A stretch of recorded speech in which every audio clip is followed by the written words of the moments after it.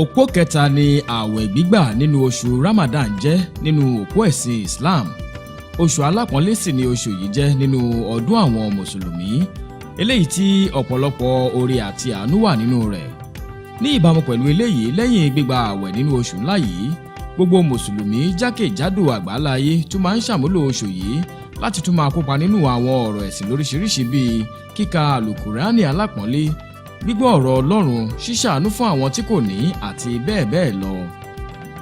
Ọ̀rọ̀ kò yàtọ̀ nípínlẹ̀ Ogun níbi tí ìjọba gómìnà Ipinle Amosun ti lo àkókò yìí láti fi àdúrótì rẹ̀ hàn sí àwọn Mùsùlùmí òdodo nínú oṣù náà àti nínú ayẹyẹ ìparí oṣù yìí.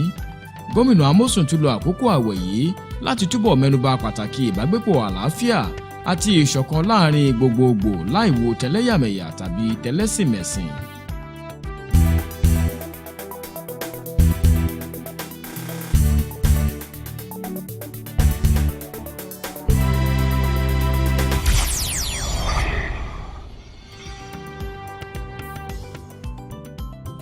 Oṣù àwẹ̀ Ramadan ni a mọ̀ sí àkókò kan tí ọ̀pọ̀lọpọ̀ máa ń fi ìfẹ́ hàn sí ara wọn tí wọ́n sì máa ń nawọ́ àánú sí ọmọlàkejì.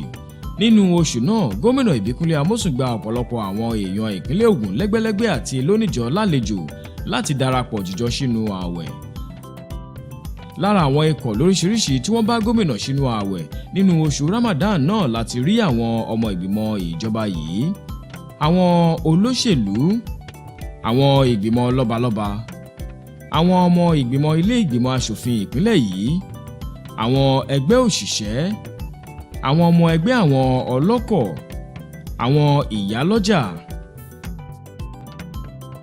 àwọn Haúsá àti Ìgbò tí wọ́n ń gbé nípínlẹ̀ Ògùn àti bẹ́ẹ̀ bẹ́ẹ̀ lọ.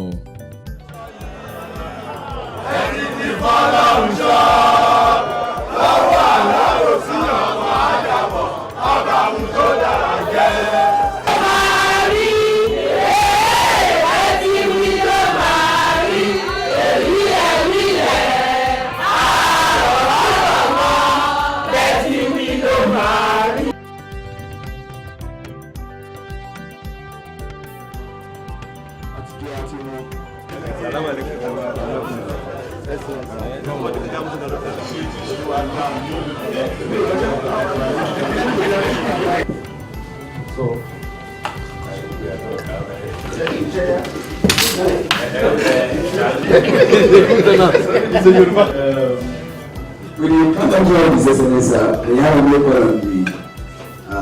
Nínú ọ̀rọ̀ kó wa wọn, àwọn olórí àwọn ikọ̀ wọ̀nyí tún mẹ́nubà pàtàkì oṣù Ramadan àti wípé ó jẹ́ àkókò kan tí àwọn èèyàn gbọ́dọ̀ tún súnmọ́ Ọlọ́run ọba.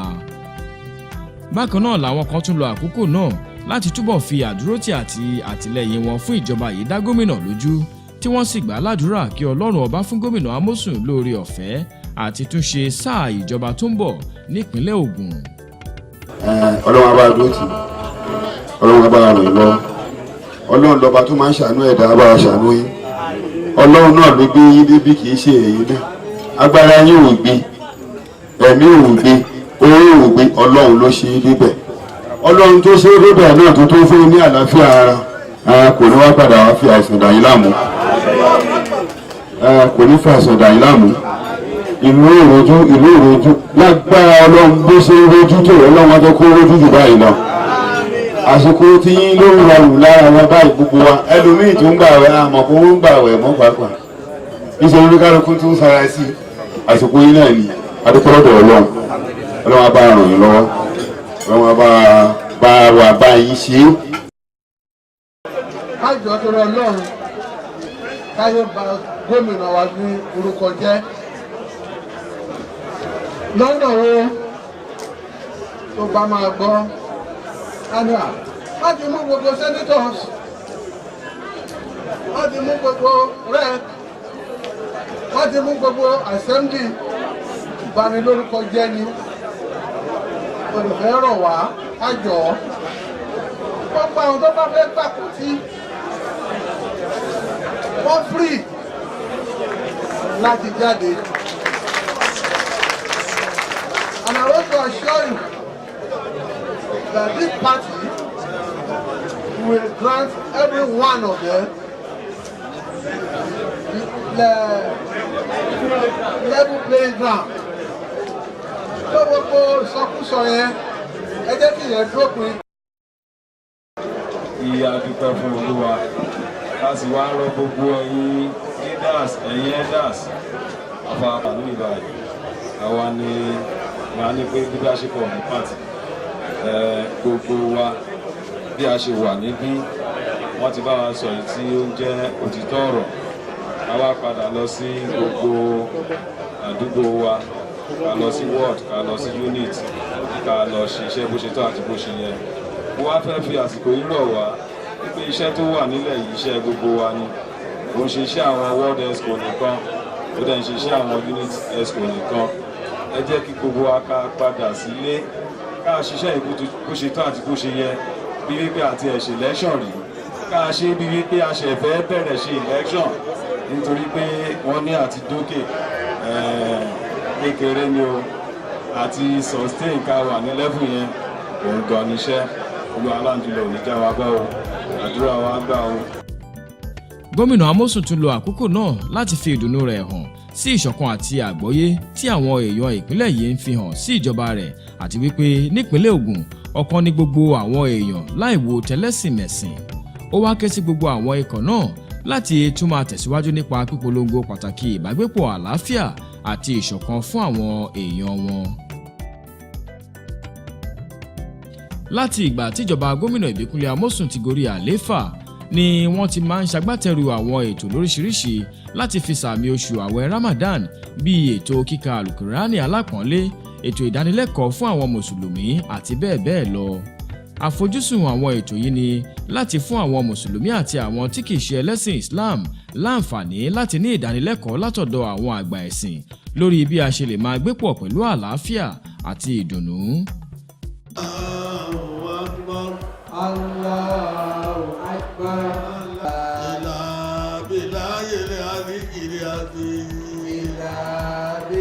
Ẹgbọ́n tó mi ká dé ládé.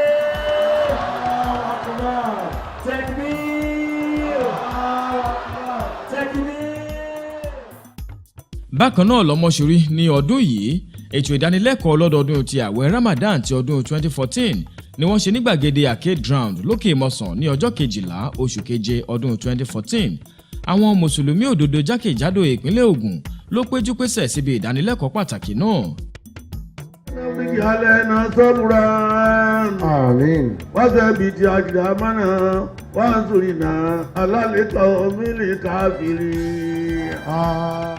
Àkọlé ìdánilẹ́kọ̀ọ́ tọdún yìí ni ẹ̀sìn Islam, àwọn mùsùlùmí òdodo àti ìṣòro tó ń kojú orílẹ̀-èdè Nàìjíríà. Àwọn ògbóǹtarìgì onímọ̀ ẹ̀sìn Islam méjì ọ̀tọ̀ọ̀tọ̀ ló ṣe ìdánilẹ́kọ̀ọ́ náà. Ọ̀jọ̀gbọ́n nípa ìmọ̀ ètò òfin láti ilé ẹ̀kọ́ gíga Bayero University nílùú Kano, ọ̀jọ̀gbọ́n Awalu Yadudu àti olórí ẹgbẹ́ Sadatu Labadiya nílẹ̀ Nàìjíríà, Imam Ismail Abdullateef ni wọ́n fi ọ̀rọ̀ Ọlọ́run bọ́ àwọn èèyàn níbẹ̀ lọ́jọ́ náà. Wọ́n mẹ́nuba pàtàkì oṣù àwẹ̀ Ramadan àti àwọn àánú tó pọ̀ nínú oṣù alápọ̀nlé yìí. Wọ́n wá rọ àwọn olórí nílẹ̀ Nàìjíríà kí wọ́n ríra wọn gẹ́gẹ́ bí aṣojú mẹ̀kúnnù kí wọ́n sì jẹ́ kí ọ̀rọ̀ àwọn mẹ̀kúnnù náà jẹ wọ́n lógún. Ìgbésí ayé yìí, ìgbésí ayé kan tó pàtàkì ní ìlú wa lẹ́yìn tá a bá tọ́jú ara wa tán, tá a jẹun sínú wa, tá a sin lọ́wọ́n bá wa tán, ìlú wa ló tún kàn. Ìlú bìládì àwa àfíìlì sáníwá fi dàmí. Gbogbo ẹ̀mí mi ní màá fi rántí ìlú. Yùmọ̀ jídù akọ́líbí wáyẹ̀dì ńlá fi dàmí ẹ̀jẹ̀ ara mi. Máa fi ilẹ̀ fúlù mi nígbà tí ìlú bá béèrè lọ́wọ́ ẹ̀. Yùmọ̀ jídù akọ́líbí wáyẹ̀dì ńlá àfámi. Yùmọ̀ jídù akọ́líbí ẹ̀mí mi ó máa gbèlú mi tóbi wáyẹ̀dì ńlá àfámi. Ahọ́n mi yóò máa ṣàdúrà fún lómi ní gbogbo ìgbà. Allah has created us in different tribes and communities, and that it is not which tribe you belong to or what community you come from, but the best among you in his eyes and before him in judgment is the one who is the most fearful of Allah. lára àwọn ètò ọjọ́ náà ni àyọkà látinú Al-Quran alápọ̀nlé.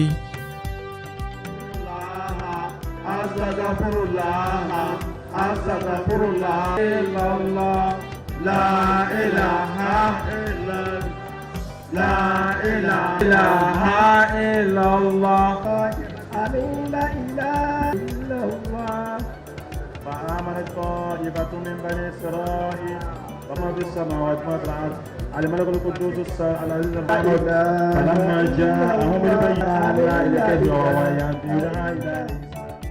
bákan náà ni wọ́n tún ṣe àdúrà pàtàkì fún gómìnà Amosun àti ìjọba rẹ̀ àti gbogbo ìpínlẹ̀ Ògùn lápapọ̀ tó fi dórí orílẹ̀-èdè Nàìjíríà. Amosun kọ́lọ̀ yẹ́kẹ̀mí yóò kú o. Àmín. Ìtí mo wá fẹ́ wí nísìnyí pé ìdáńṣe yìí ọlọ́mọṣe dópin fún yín o. Àmín. àwọn ọmọ kéwu láti ilé ẹ̀kọ́ kéwu lóríṣiríṣi náà tún ka Quran lọ́jọ́ náà. Bismillahirrahmanirrahim.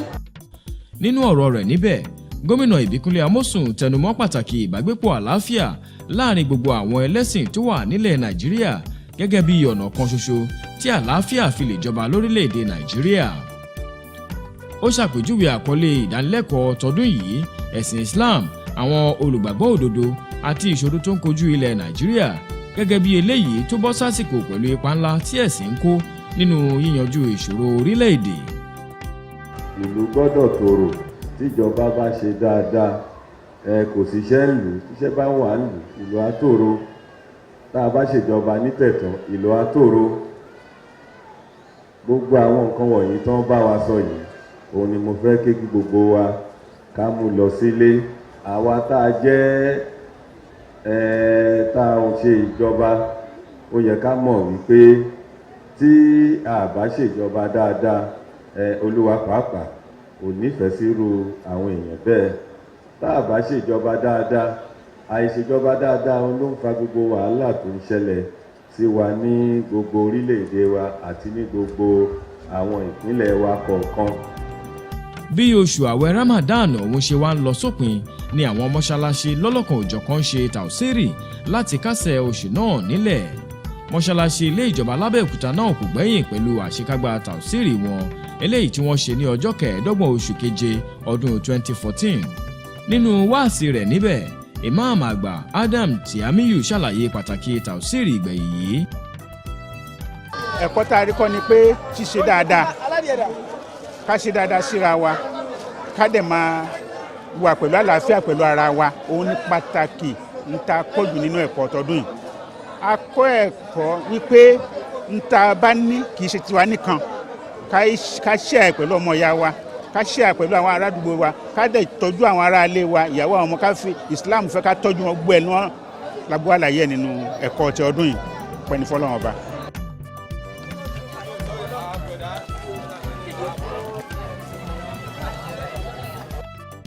rírí oṣù ní ọjọ́ 29 tàbí 30 ọjọ́ àwẹ̀ Ramadan ló máa ń sàmì ìparí àwẹ̀ Ramadan jákèjádò àgbáláyé tí kíkí ìrun yídì ìparí àwẹ̀ sì máa ń tẹ̀lé lẹ́sẹ̀kẹsẹ̀. nítorí náà gbogbo mùsùlùmí òdodo jákèjádò àgbáláyé ló péjú pésẹ̀ sí àwọn yídì ìkírun wọn láti yan rákà méjì ìparí àwẹ̀ yìí. nílùú Abẹ́òkúta tí ṣe olú ìlú ìpínlẹ̀ Ògùn láìwo tí òjò wẹ́ríwẹ́rí tó rọ̀ lọ́jọ́ ọdún yìí tọmọdé tàgbà ló tú yáyá jáde lọ sí yídì tó wà lágbègbè kówá wọn láti kírun ọdún.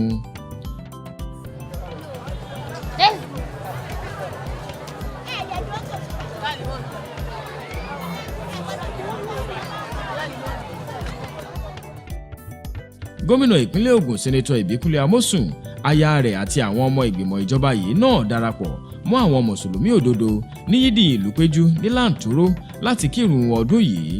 Imam àgbà ilẹ̀ Ẹ̀gbá Alhaji Eliade Ọ̀rúnṣolú ló ṣáájú ìrun.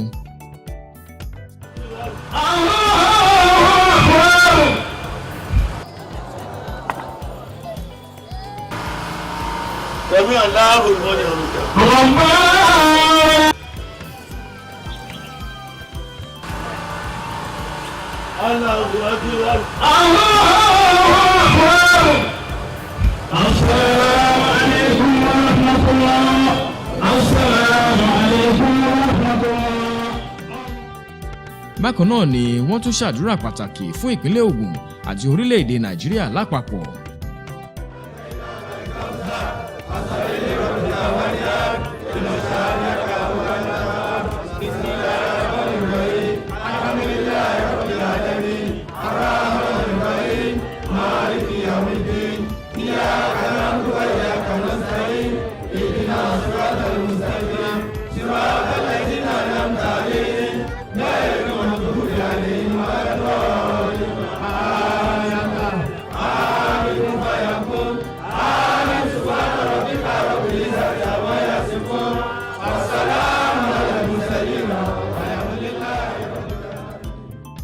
Lẹ́yìn náà ni gómìnà Amosun wá bá àwọn èèyàn sọ̀rọ̀ níbẹ̀. Akira wa pé salamu alaikum wa rahmatulahi wa barakatuhu. Alaikum salam wa rahmatulahi wa barakatuhu. Ṣé rí àdúgbò fọlọ́ pé a bẹ̀rẹ̀ àwẹ̀ pẹ̀lú bísímìláì àwa ń jálẹ̀ lẹ́yìn pẹ̀lú alihamdulilayi. Bá a ti ṣe ọdún yìí lágbára Olúwa àṣẹ ọ̀pọ̀lọpọ̀ ọdún láyé o. Ẹ jọ̀ọ́ gbogbo ohun tá a ti fi sílẹ̀ ní nǹkan tí ò dá nínú àwẹ̀ ẹ má jẹ́ ká padà sídìí ẹ̀ o. Ẹ dẹ̀ jẹ́ kí gbogbo wa ká ṣera wa lọ́kàn. Mo wá ń fàsìkò yìí kí gbogbo wa pé a kú ọdún a kú ìyèwò. Ká tún wá sọ fúnra wa wípé kò sí tó dàbí ìfẹ́ o. Kò sí tó dàbí pé kí gbogbo wa tínú bá tiẹ̀ ń bí wa lọ́tún tó ń bí wa lọ́sìn a gbọ́dọ̀ sọ pé a máa para wa ní o. Lẹ́yìn ìrun aya gómìnà Ìyáàfin Olúfunṣọ́ Amosun kí gbogbo mùsùlùmí kú ọdún kú ìyèdún tó sì dúpẹ́ lọ́wọ́ Ọlọ́run ọba tó jẹ́ kí ẹ̀mí wọn rẹ́yìn oṣù. Bákan náà ni aya gómìnà tún wá gbà wọ́n nímọ̀ràn láti jẹ́ kí gbogbo ẹ̀kọ́ tí wọ́n rí kọ́ nínú oṣù alápọ̀nlé Ramadan máa jẹ́ ìtọ́sọ́nà rere fún wọn. Pé gbogbo àwọn ẹ̀kọ́ tá a kọ́ nígbà tí Ramadan lọ ìyẹn náà ní ká máa fi lògbà lọ́nsìn náà kí gbogbo wa pé a kú ọdún àṣeyí ṣàmọ́dún. Ìmáàmù àgbà ilẹ̀ Ẹ̀gbá Alhaji Liade Ọ̀rúnṣolú náà tún mẹ́nubà pàtàkì ìṣe dáadáa lẹ́yìn oṣù Ramadan yìí. Ẹ̀kọ́ tó yẹ ká kọ́ ní gbogbo ìta àti gbọ́nú àwẹ̀ nínú wáàsí nínú ṣìtí kíkó wa mú dání nì dáadáa tá à ń ṣe inú àwẹ̀ ká má kúrò níyẹ̀ ká sì fi ara wa sọ́wọ́